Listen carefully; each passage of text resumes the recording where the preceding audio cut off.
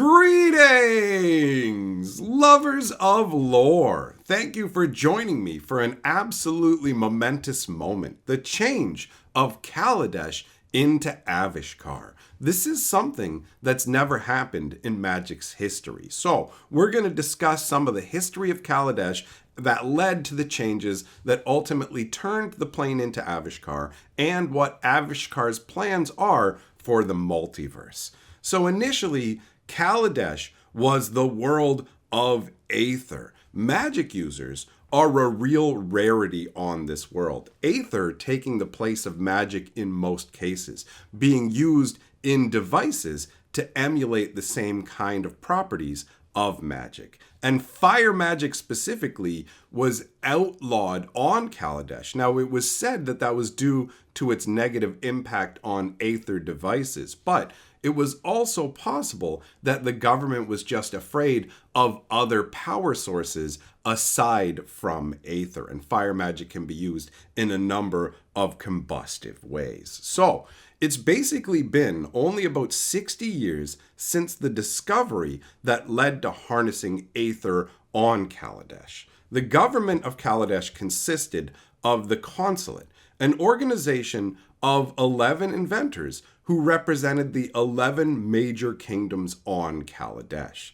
Now, eventually, the consulate became so powerful that they turned into the de facto government. Once they were in service of different nobles of different kingdoms, but ultimately the consulate became so gigantic and strong that these other governments were pulled in under it. So the consulate basically became the entire government of all of Kaladesh. They created laws to foster the growth of Aether use and invention overall. Now, these laws in some ways were helpful, but in others were very restrictive, and so they weren't followed by everyone, leading to a group of renegades who actively flaunted the rules of the government, harvesting raw Aether in dangerous ways, and sabotaging the consulate wherever possible. The renegades mounted a revolution against the government of Kaladesh, attempting to seize control of the entire plane. This revolt was actually ultimately a success, leading to Pia Nalar, mother of the famous planeswalker Chandra Nalar, to be installed as the new consul of allocation. Essentially, the idea was she would lead Kaladesh into a freer world. Now, this new consulate changed some of the laws to benefit regular everyday people. Unfortunately, the changes that were made weren't significant enough, and some of the renegades still felt that this new government wasn't enough of a change. So unrest grew over the status quo. But all of that had to be put aside when Phyrexia invaded with their horrors. The consulate was given warning of the impending invasion, but were not equal to the task of leadership that was required for the plane's defense. The renegades who had taken over the government had mostly been concerned with laws surrounding Aether usage, and they butted heads with older elements that still remained from the previous government. So they didn't focus enough on defending the world and spent most of their time just worrying about how Aether would be used, while ultimately being bogged down by the pre-existing elements of the government. So there was no real defense plan to thwart the Phyrexians, even though the consulate had been warned multiple times about the Phyrexian invasion. So this led to a patchwork defense of the plane. Radical revolutionaries, criminal organizations, and citizens groups basically were forced to band together to fill the void created by the ineffectual government. So they ended up fighting against the Phyrexians and the chaos that was created by the invasion. The fighting was fierce, but the defenders of Kaladesh managed to stave off disaster and defeated the Phyrexians. In the aftermath of this event, various defenders refused to return to being governed by the ineffectual consulate. They all came together to demand the resignation of the consulate's leadership. The surviving members of the government willingly abdicated their posts, so this was a bloodless revolution. Actually, this moment in time was dubbed the Indigo Revolution. The revolution was comprised of all levels of society: former consulate members, renegades, peasants, and more, and it was named the Indigo Revolution because indigo was the color that these individuals wore. Many issues were brought up during this time, but two major points took the forefront.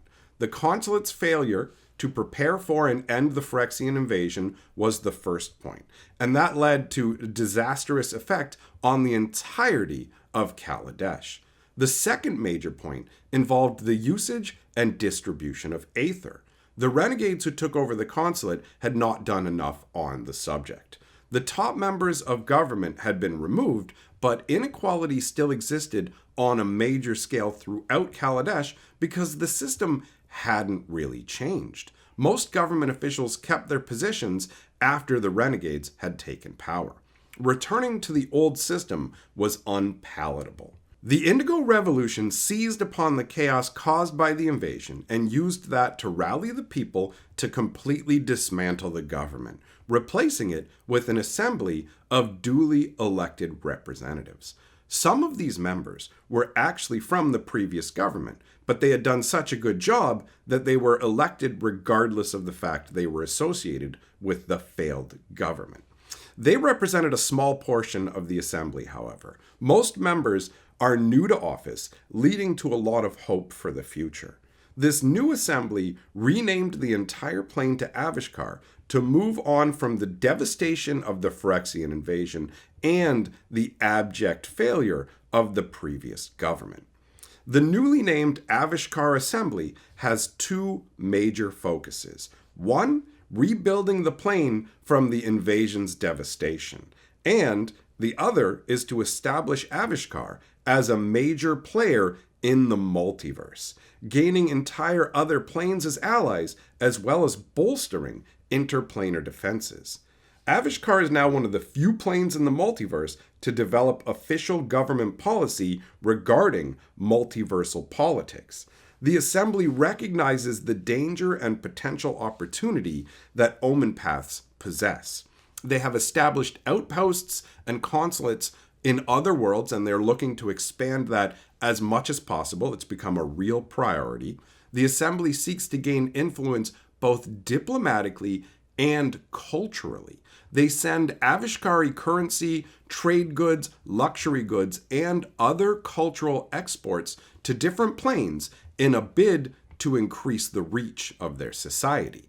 They also leverage envoys, diplomats, and celebrities to establish ties to other planes, and invite other planes to set up their own political offices on Avishkar, also creating special economic zones. So the Geographic Grand Prix is one of the ways that Avishkar influences the multiverse, and it's already been successful in increasing Avishkar's influence. Their system of codifying omen paths has been adopted by other planes. This is pushing Avishkar's influence further into the multiverse. And Avishkar has identified Ravnica as its chief rival for cultural dominance of the multiverse. Some other planes are powerful and have a number of people, but they're not nearly as organized. So Ravnica has been selected as the chief rival for cultural dominance of the multiverse, and this could lead to a serious power struggle between the two in the future. One thing is certain: Avishkar will have a much bigger influence on the future of the multiverse than Kaladesh ever could have. All right, my friends, thank you for joining me for this installment of Magic the Gathering lore. It is very interesting to see a plane change both its name and its underlying identity in a serious way. This is the first time it's ever happened in the history of Magic the Gathering. So, thanks for being a part of this. Big shout out to my patrons and channel members for supporting this channel. It makes a big difference. If you enjoy what's going on here, you can support the channel by doing the same, either joining the membership or the channel Patreon. In the meantime, until the next video comes out, go enjoy some more lore on this channel, because at the end of the day, lore is life.